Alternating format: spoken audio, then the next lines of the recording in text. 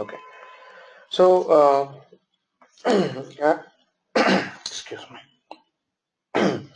I see there are a couple of folks I think who have not gone through this. So what I'll do is I'll do a quick review about what a business analyst would do and how the course is structured, and then we would start the first session. So maybe please bear with me with the first 15 minutes so that we get the the rest of the folks you know on board. All right. Okay. So uh, let me spend some time explaining what a business analyst is expected to do in a project. Okay. Now, primarily, the role of a business analyst would be to manage the requirements. Now, if you look at a typical project, there would be people from the business team, people from the technology team, and people from the testing team, right? So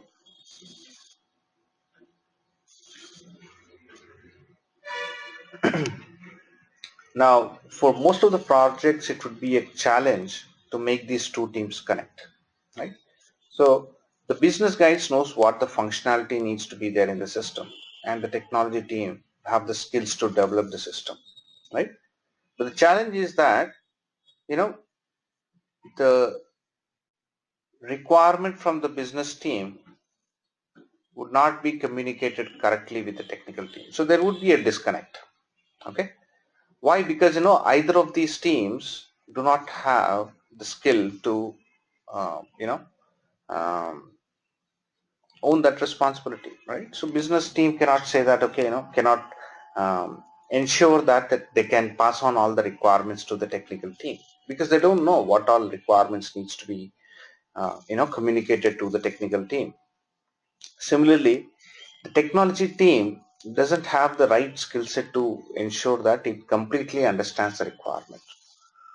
So as a result of this, half-baked requirements are passed down from the business team to the technology team. So whatever they think that is complete, they would exchange those requirements. And usually, you figure that out that there's a disconnect at the time of testing.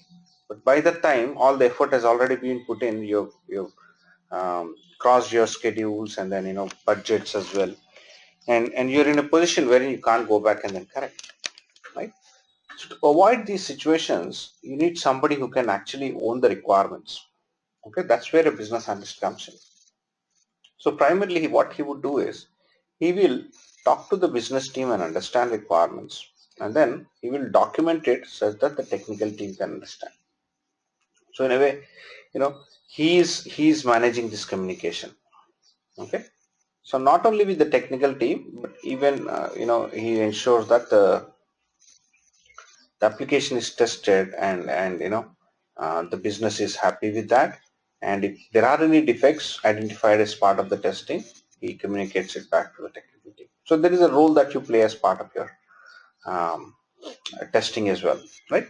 So broadly, this would be the broad objective of what a business analyst is expected to do in a project. Okay, so if you have to summarize that into key activities that he would do, he would understand requirements from the business team, and he would document it into a BRD,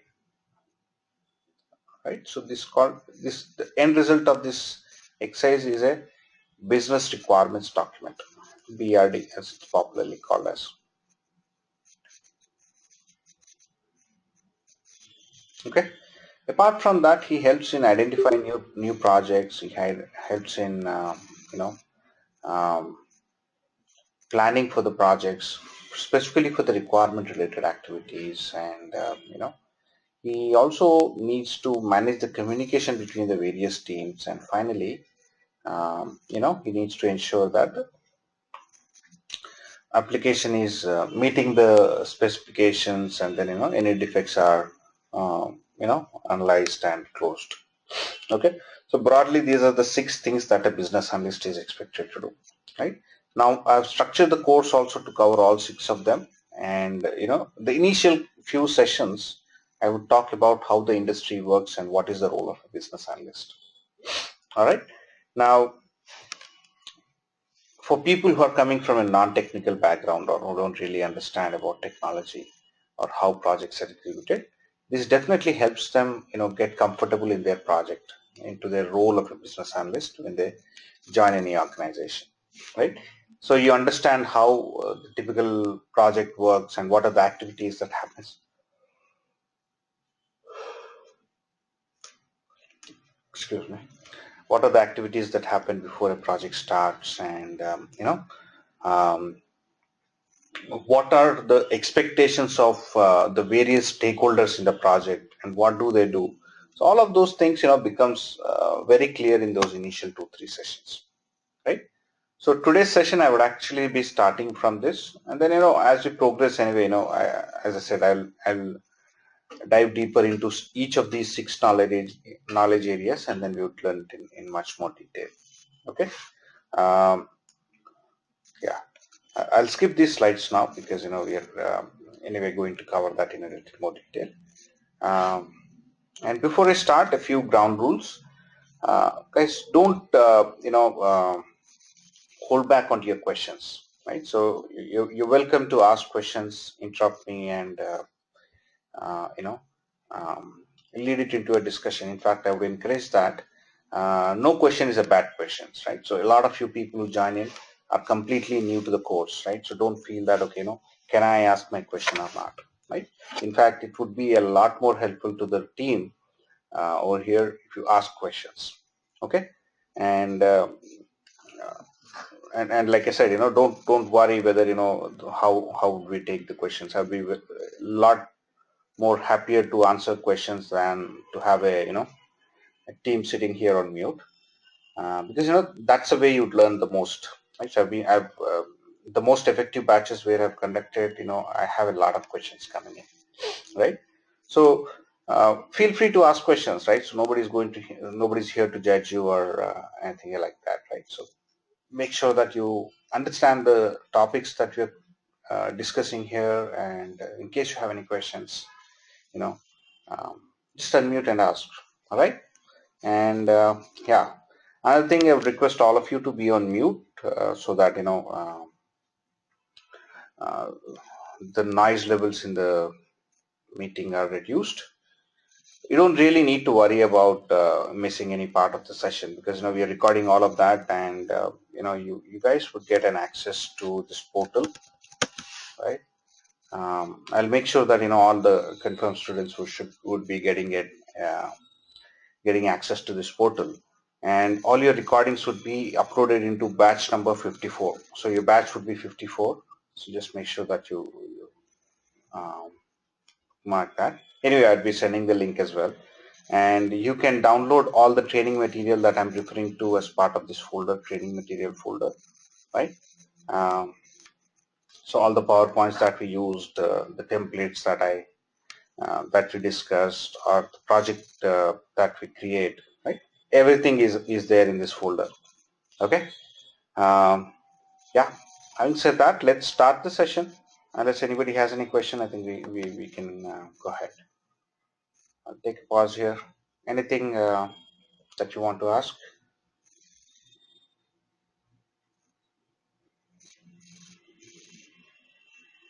Yeah. One quick thing I wanted to check, guys. Is it okay, if we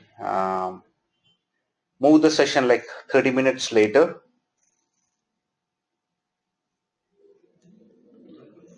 Is everybody okay with that, or and does anybody have some time constraints here? Okay. I don't have a problem with that. All right. I think a couple of guys have a problem with that. Okay. All right. I get that.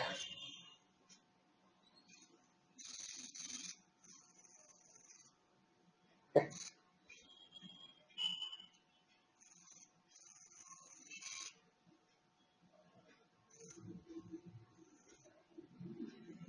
Okay. So for now, let's stick to this time and continue. And then in case something needs to be changed, that we'll look at it as well. All right.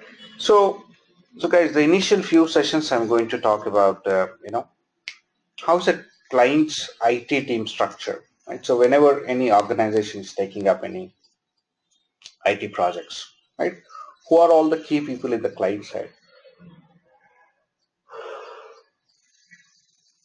So we'll look at that.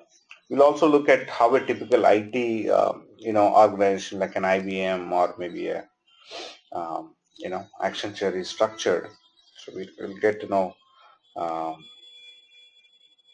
you know, how um, who are all the key people, and then what do they do in a typical IT organization, right? And then when a project team is formed, what are all the key roles, and then what are the various phases of a project? What are the variations in which you can execute a project? We call them as a software development life cycles, SDLC models. Okay, we'll spend some time the next 2-3 sessions focusing on these topics. Okay, so this isn't part of a business analyst course. I would say, it's more like a primer or a orientation, wherein people coming in from a non-technical background will find this quite helpful, right? So you'll understand a little more deeper about how projects are conceptualized, who are all the key stakeholders, what do they do in the project, and how are the projects executed, what are the phases, and in what context would be using different type of SDLC models, right? All that's the focus for the next 2-3 sessions. All right, so yeah,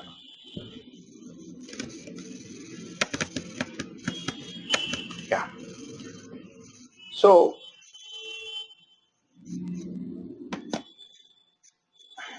most of the systems are initiated by the business teams, right? So the business teams identify a need and then say, hey, this is a system that we want to develop, or this is a system that we would need to perform our business effectively, right? I'll take some examples also. Let's say, you're working with a bank, and let's say it's Citibank, right? So you have Citibank, and it could have multiple business units. Like, there could be a retail banking unit, there could be a commercial banking unit, and there could be a small and medium business group, and there could be a capital markets division. So there could be multiple business units. So, let's not focus on what exactly they would do, but, they would be doing some business, and they would be, servicing some of their clients. Right? So Citibank would have its own customers, and then they would serve it. Now, obviously, to do that business, they would need some systems, right? They would need some systems um, where you know they can effectively perform their duties. So either they could themselves use that systems, or maybe their customers would use. Like, maybe if you're looking at a teller application, maybe the bank employees would use it. But if you're looking at maybe a mobile banking app or an online um, you know um, banking app, right? Um, so those would be generally used by the customers of the bank. So there would be requirement for systems to support their business. So that's the bottom line. So obviously, these guys would be willing to pay for that systems. Okay, so if you take a retail banking, maybe he would want to invest into a mobile banking app, right? Why? Because it will reduce the footprint into the bank, and then it will uh, cost effectively service the customers in a much better way. Okay, so maybe he would want to invest into a mobile banking app. He wants to create or develop a new mobile banking app. So obviously, he will not be able to proceed any further, because he doesn't have the technical expertise to either evaluate and then figure out whether the project is worth taking up, or if it is worth taking up, even go ahead and then develop, right? He's constrained by that lack of technical skill. But what he has is the functional knowledge. He knows exactly what is the functionality that the system should be doing, that the mobile app should be doing, and um, you know um, what are the detailed features and functionality the system should have, right? So that level of knowledge is there with the business team, right? Now, obviously, to check the technical feasibility, so it has to um, take the help of the IT team. Now, most of the fairly large mature organizations would have an in-house IT team, right? So which is usually headed by a CTO or a CIO, right? Or head of technology and operations. There are multiple names which they use, but he broadly takes up some three functionalities. I would say three broad functionalities would come under the CIO. Okay, so the first one is any new development or enhancement of the existing applications, right? So he would help the business team develop a new system based on the requirements they have, right? So that's the first responsibility of the CIO organization, right? Any new development or enhancement, right? Now, once the development is completed, right, it needs to be tested, right? You'll just not start using the applications, because if there are any defects, they could have some impact. So you want to make sure that the application is working correctly, and then you would start using. So obviously you need the testing expertise to make sure that the application is working correctly. So the CIO organization brings in that skill as well, right? So that's the second responsibility that the CIO organization takes up. So it handles the development, it handles the testing, and then it also would support the system by making sure that it's up and running all the time. If the business team has any request, there is a support team on call to meet those requests, or if there is any end of day operations that needs to be done, so the team would take up those operations. So basically a team to support that operation application, we call that as an IT operations team, right? So these are the broad three function responsibilities that a CIO or CTO organization would have. Okay, now if you look at it broadly, there are four different stakeholders coming in from the client organization. There are business people who actually know the functionality. Then there are development people who are technical people who understand technology and then do the development. So most of the times they don't do it in-house, they outsource it to a technology vendor. Okay, so I'll come back to that, of how that outsourcing to a technology vendor like IBM or Accenture happens. I'll spend some time later, but yeah, but the overall responsibility lies with this team. So they ensure that the application, whatever is needed by the business team, right, is actually um, you know um, developed by the dev team.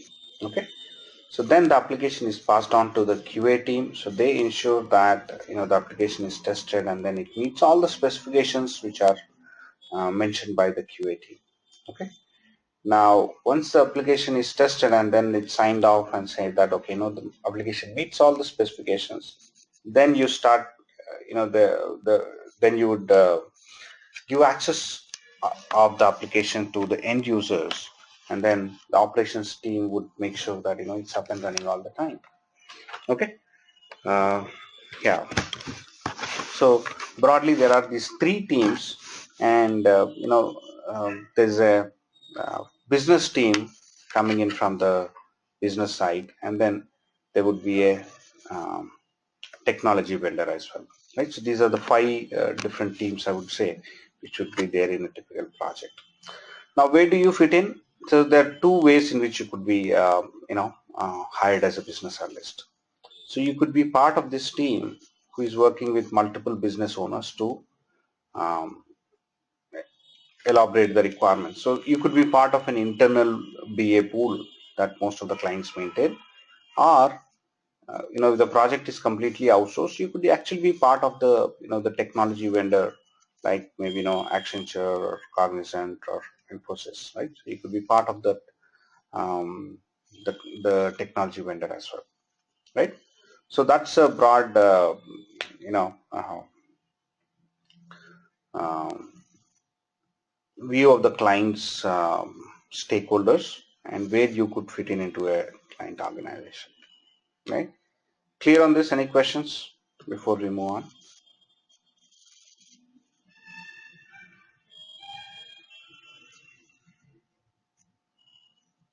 All right, good. So let's spend some time understanding how a typical opportunity um, is evaluated, and then how the project is conceptualized and budgets are allocated to it. Okay, so usually it starts with a small request, maybe one liner, or maybe a few ideas that the business team would have, which they would toss over to the uh, you know technical team, right? So let's say they want to implement a new CRM application, or maybe if you take up the same example, like they want to implement a new mobile banking app. Now these guys would have no clue of how much it would cost, whether it's actually feasible to develop a mobile app. Are there any other concerns like security or operational feasibility? There are a lot of details that you'll have to evaluate before you start actually developing the system, right? So since these guys cannot do it on their own, they'll reach out to the the CA organization. So now this team would start gathering more information about that opportunity, right? So they would understand what would be the high level features that the system should have, what are the alternate ways in which you could implement that system, or rather you'd even first figure out whether it's feasible or not, and if it's feasible, what are all the alternate ways.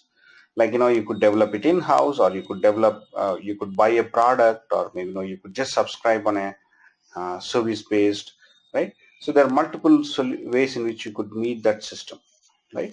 So all those alternates are identified, and then you do a cost benefit analysis, and finally come up with a document called as a business case.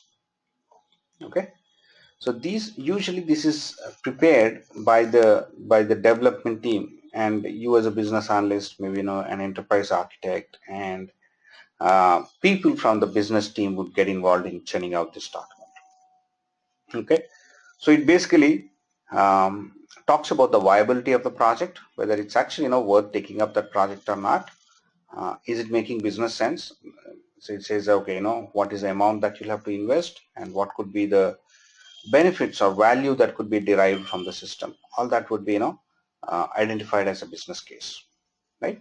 Once a business case is prepared, you usually take it back to the business head and then say, hey, this is the situation. Maybe you'll have to spend $1 million in this year, and over the next 3-4 years you'll get benefits around 4 to 5 million. So that's a broad output coming out of a business case document. Okay, now this guy would look at this document and then decide, okay, if he thinks that it's appealing and then it's worth that investment, he will approve the budgets, right? The budget is approved. Okay, now once the budget is approved from this team, right, so then you have to start the project now. Okay, now a lot of times the dev team here is quite lean, which means it doesn't really have all the skill set to develop the project in-house. Like if you take the same example of a mobile banking app, right? Maybe you need people who are experts in iOS technology, Android technology, and maybe even in Windows these days, right? So an application has to be developed in those three different technologies. And most of the banks, let's say they're very there's very little scope that a typical bank would have skill set in iOS, Android, or Windows technologies, right? So obviously they would want to engage a technology vendor to actually do the development, and then maybe they would review it and then ensure that it's meeting all the technical specifications. Okay, so they tend to engage a technology vendor, right? Now what happens in most of the organizations is that there would be hundreds of projects running simultaneously, right? If you take a client like Citibank, there would be thousands of projects running, I would say. Okay, now obviously for each and every project, these guys cannot go and then run around, okay, find out who is the technology vendor available, because there are so many technology vendors out there. You cannot figure out whom to engage for that particular project, right? So what most of the clients do is they would identify a few vendors, right? And it happens like once in few years, like once every 3 years or once every 5 years. So they identify some key vendors. They call them as a preferred vendors, right? So it could be in three vendors. Some of them could have five. Some of them could have 10. Right? It could differ. But what they would look at is, does this technology vendor have enough capabilities to meet all my technology needs? Right? So you'll identify a few. Like let's say it identifies IBM, Accenture, okay, Cognizant, Infosys, right? Capgemini, right? So let's say these five vendors are there. All right. So Yazir, what I do is I'll upload this recording onto the portal, right? And maybe you can catch up at a later point. Uh, yeah. All right. You'll get a mail. All of you guys would get a mail with the link and the recordings uploaded. Just make sure that you check that and then let me know if you have access to that. Okay. All right. Yeah. Um, so let's get back to the topic that we're discussing. Yeah. So what the client would do is it will identify a few technology vendors who it thinks has all the technical skill set to um, to perform their activities, right? To meet all its technology needs, like maybe it ensures that it has all the skill set and the right number of people so that it can get it, right? And they get into a long-term contracts called as a MSA, Master Service Agreement. Okay. Now, Master Service Agreement basically, focuses on all those operational terms between the client and vendor. Like, what would be the billing rates, what would be the SLAs, what could be the compliance requirements, right? And any other terms and agreements like, non-poaching agreements and a lot of details which are not project related are sorted out in these MSAs, right? So that ensures that when the project comes in, you can just focus on the project and the financials and then close it out. Otherwise, you'll have to go through a lot of details like uh, non-confidentiality, non-disclosure agreement clauses, NDA clauses, or the various terms that you'll have to agree, the SLAs and all that. So you don't want to go that into all those hassles for each and every project. So what most of the clients do is periodically, like once in 3 years or 5 years, they identify a few vendors and then they sign a document called as a MSA. It's a legal contractual document which binds the client and the vendor with some you know um, terms and conditions that they'll have to adhere to. Now, whenever they figure out that okay, there's a opportunity here. So once they get an approval for a business case, right, and then they have the budgets. Okay, so obviously it has to engage one of these vendors to execute the project, right? So what most of the clients do is they get into a competitive bidding so that they get a best price for that particular project, right? Let's say if I'm Citibank, head here, and I want to develop this mobile banking app, right? So I have this project where the budgets are approved from the business team, and I have to engage one of these vendors. So I would say, what, let me reach out to all these folks and then see, how they would execute the project and then what would be the price they would quote, and decide the best among them.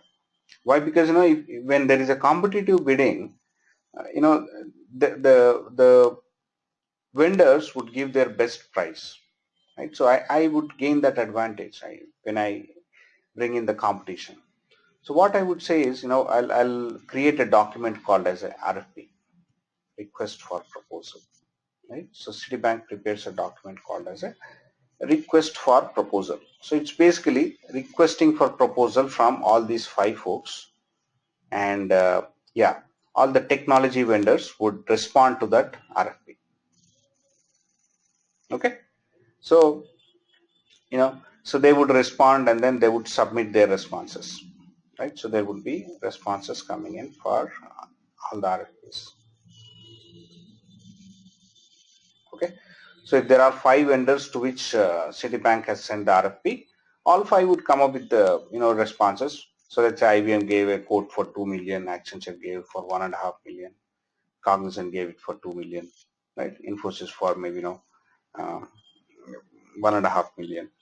Right? So you'll get different quotes and then different solutions and different timelines. All those questions would have been covered as part of the request for proposal, and each of the vendor would have responded, right? Then Citibank would evaluate all the 5 responses, right? And then it will figure out who is the best guy to go with. Let's say they figured out Accenture. Right? So overall across all the responses, they like Accenture's response. So they would go ahead and then sign a they would sign a legal document called as a statement of work with Accenture. Okay, SOW as it's popularly called as statement of work. So this is a project specific legal document. It says that this is the scope that we have agreed to execute, and then these are the timelines that we are going to look at, and this is the financials. If you're working out the financials, you'll do that. Otherwise the MSA rates that you agreed would hold on to it as well, right? So broadly, this is a process in which you identify a technology vendor, right? So in case the project is executed in-house, for you a business case document would form the baseline of your requirements. So which means at the start of the project you look at what are the features that we agreed in the business case. If the project is in-house, if the project is outsourced, then this becomes a document which you'll have to look at, right? So simply put in, if you are part of a technology company like Accenture, IBM, ask for the statement of work. Whenever you get into a project, ask for the statement of work so that you know exactly what did we agree for the project. And if you are part of the development team itself, the part of the client team itself, ask for the business case document and then get the context into, okay, what is it that we want to develop, and so that you can pick up that list of features that the system that you have listed in the business case and then elaborate into a detailed requirement. Okay, clear about this context? So the key takeaway is that the 2 things that you as a business analyst would look from here, right? Either a business case document which gives you a high level view of the system, and a statement of work which is a legal document agreed between the technology vendor and the client, and that would list down the scope or the list of features that the system should have. Okay, anyway, we'll look into a statement of work once we actually get into our course outline. Yeah, any questions before I move on to the next slide?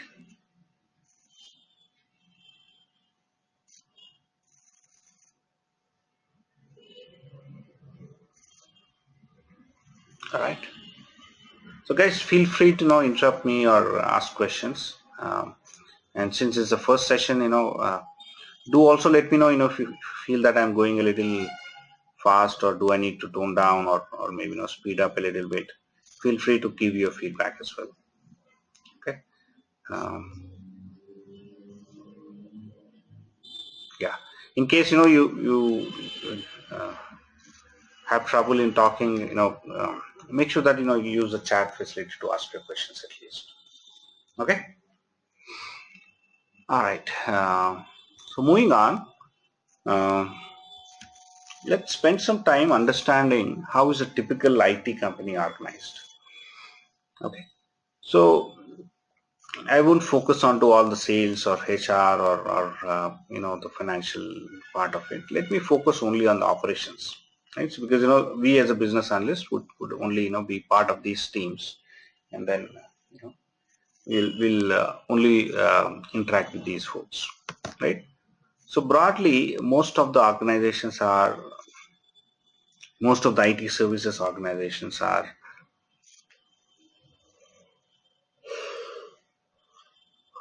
structured into something called as a horizontals and verticals, right? So horizontals are nothing but some technology teams that you have in the organization, right? So IBM might have a team of Java pool, right? A Java technology resources. It could have a team of .NET technology resources. It could have a pool of Pega resources, right? So it will have different pools, which we call them as a horizontals. Okay, so there would be a large team of people here of Java or .NET or Pega or SAP, right? So whatever technology company, technology that they are catering to, they will maintain a pool of people so that when a project comes in, they can deploy them onto that. Okay. Then you have something called as a vertical teams. Okay.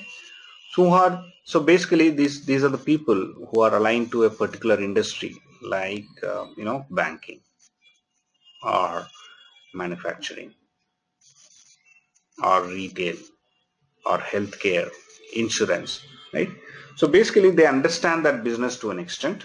They know what all systems should be there in those kind of systems, in those kind of organizations. And you know um, they would go and then talk to those customers, and then if they have an RFP or an opportunity that they can partner in, so they will rope in the right set of technology people. Let's say the project has to be executed in Pega, so they will bring in this set of people and then take help in responding to that RFP, and then they'll try and win new business.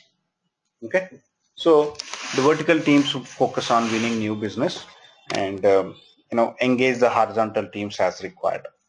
Okay, now once the team is formed, then it gets executed as a project team. But these are the broad ways in which the teams are structured. So generally, the vertical guys, we call them as account teams, or the commercial teams who basically go and then talk to the customers. So their responsibility is primarily to win more business from the customers and make sure that the customer is happy with the services being provided. So it's the first point of escalation for all the projects executed at that customer.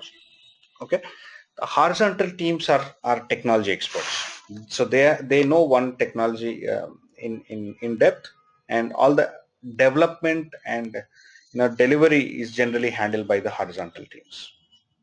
Okay, so once a Pega project comes in, let's say they would own it up and they ensure that the project is delivered on time, on schedule, and all, right? So you'll have people like technical architects, then you'll have um, project managers, delivery managers, and all that as part of your horizontal teams. So broadly, most of the IT organizations are structured like that. Okay, so when you get into a project, or when you actually uh, usually in services company, you're generally tagged to a particular account, like maybe you'll have an account for Citibank, or maybe for Walmart, right? So you'll have accounts like that, and there could be multiple projects running. So you could generally be moved across those projects within that same client. Okay, so that's how it generally works, but that's not a constraint. Again, I mean, it doesn't mean that you stick to one account and then you cannot move across projects. Yeah, that's a norm, what I'm just saying. Okay, so that's how IT companies organize. Let's spend some time how the team is structured, what are the various roles, and then where do they fit into the organization. I think once we look at this, maybe not tomorrow's session, we can go through the various SDLC models of how projects could be executed, what are all the phases of a typical project and all. Um, we'll learn that over the next few sessions.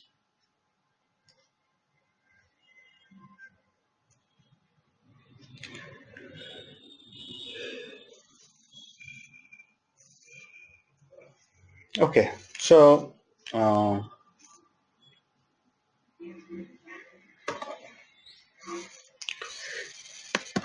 if you look at any team, they would any project, right? So they would usually have an on-site team and an offshore team, right? So most of the organizations have started outsourcing the projects.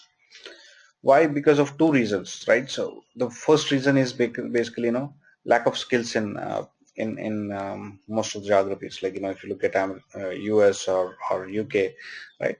So you won't find enough people who can actually um, deliver that project, right? So lack of talent as well as the cost advantage that you get, right? So it's definitely cost advantage to get a project delivered in India and then you know get it developed in US or UK, right?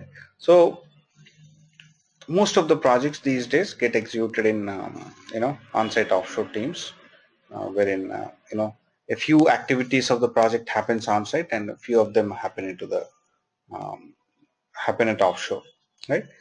Of late, you're seeing about a lot about agile transformation, wherein um, organizations have started moving into uh, agile way of executing projects, and one of the key criteria for that is that the team has to be co-located.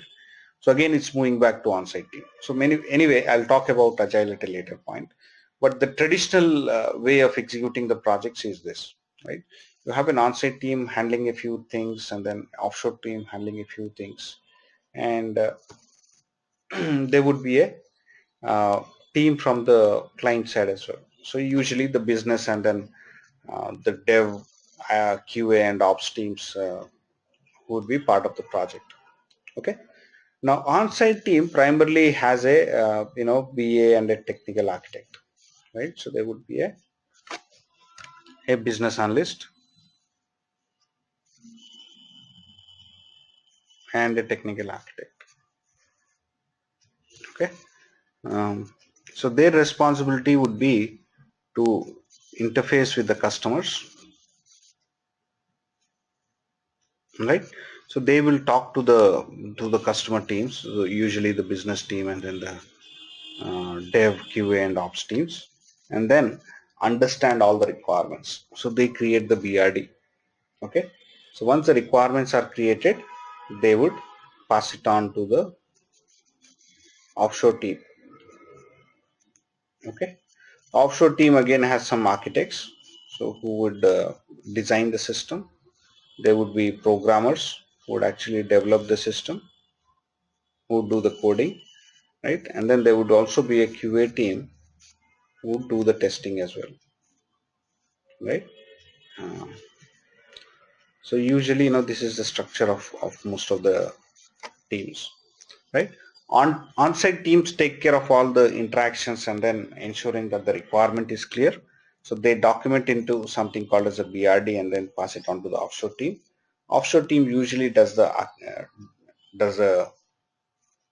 design, development, and also one round of testing and then pass it on to the on-site team. Okay, on-site team takes it back to the customer. So they would the customer would again test once again. We call that as a user acceptance testing, or UAT as a short form.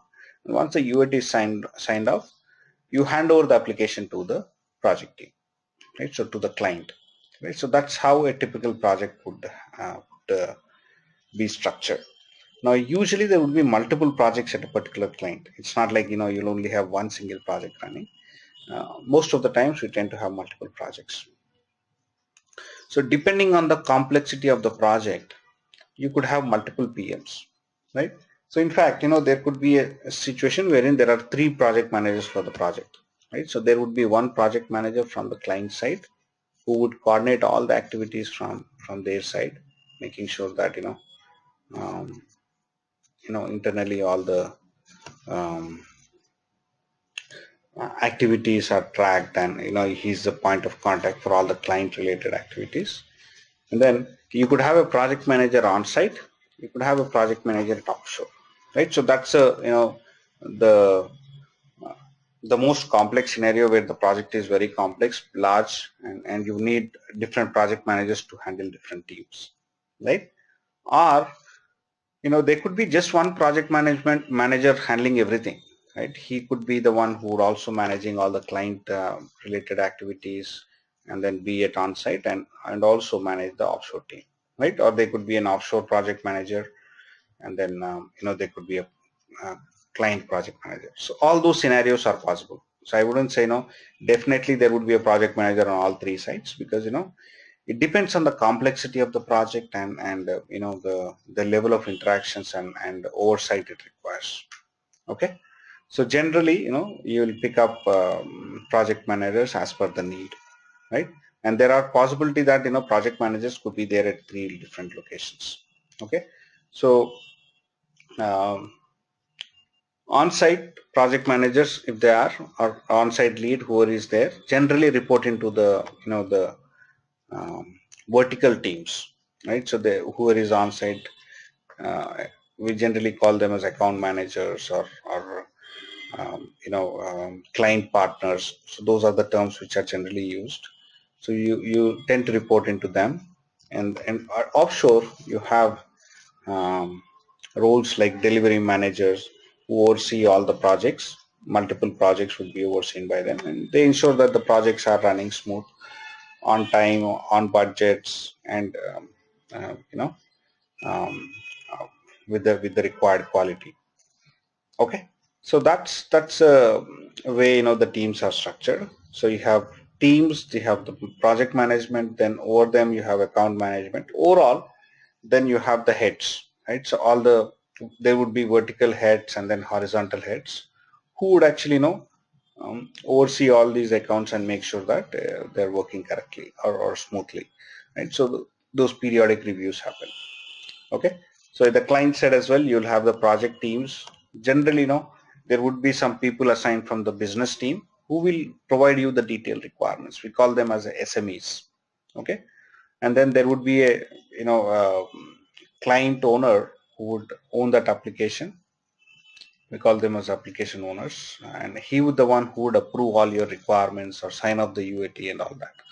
Okay, there could also be a the IT project manager who would coordinate all the activities from the client side, and over and above them you would have the CIO, and then in the BU head who is actually getting this project done. Okay, so broadly this is how the teams are structured.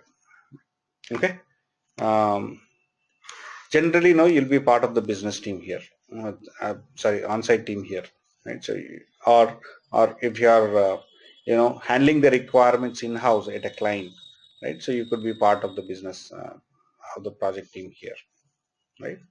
So let's say if Citibank is capturing the requirement itself, and it's only outsourcing the um, design and development, right? So you could be a business analyst here, right? So you could work with the project teams directly, understand requirements, and pass it on to the technical team only for design and development. So all those scenarios are possible, right?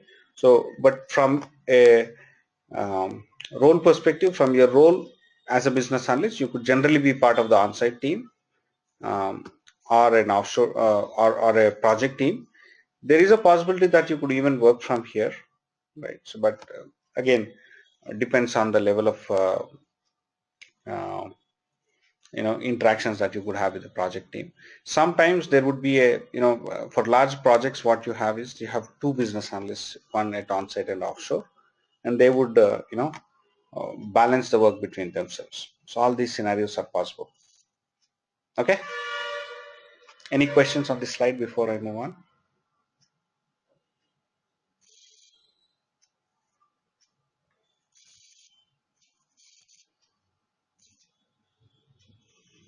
Okay, all right. So the next slide, I'll quickly spend a minute or two on this slide, and then anyway we'll discuss in a lot more detail in the next session.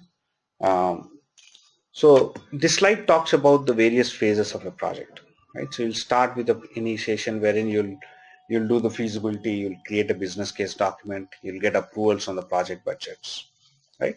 Once the budget is approved, then maybe after you identify the vendor, you you onboard the project teams, you'll create a detailed business plan, right?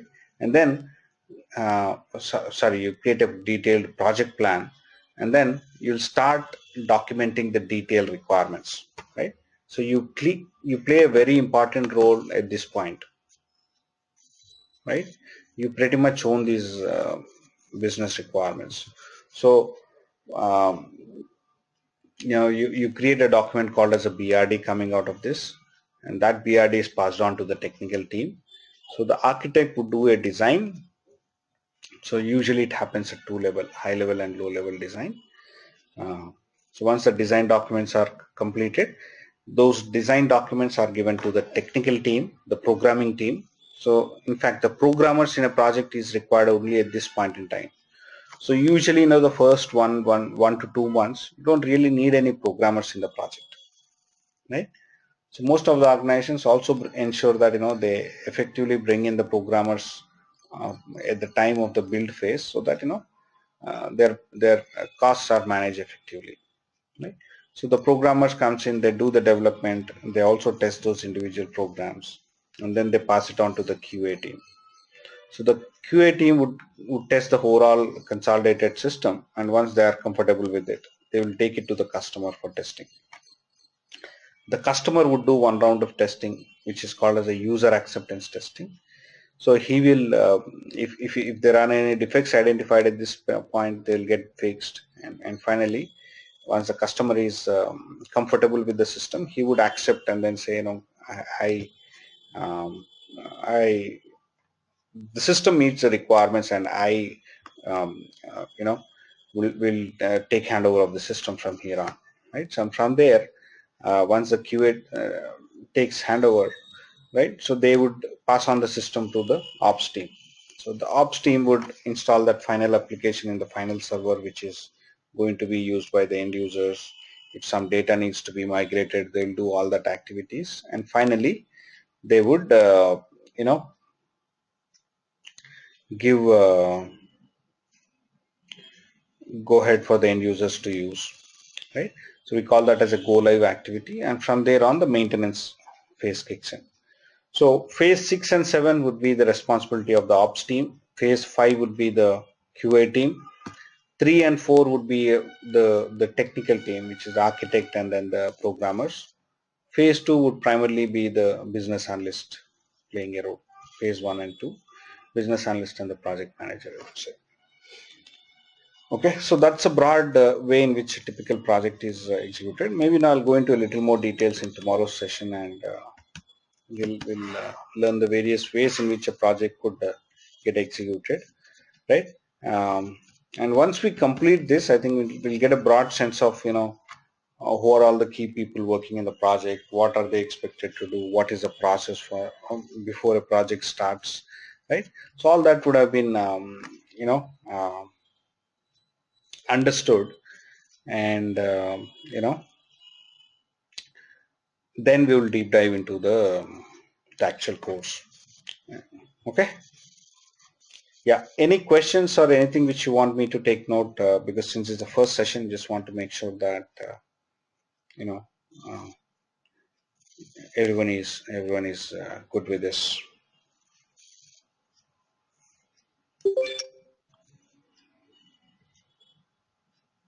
Yeah. Okay. I guess I have the email IDs of everyone. Hamza, Lavanya, Preeti, Riya said yes. Siri, can you drop in your email ID in the chat window to me? Um, just that I don't have your email ID. It will be easier to coordinate once I have your email ID. Yep. Thank you. All right then. So we'll meet at the same time tomorrow, and then take it on from there. Okay, thanks everyone.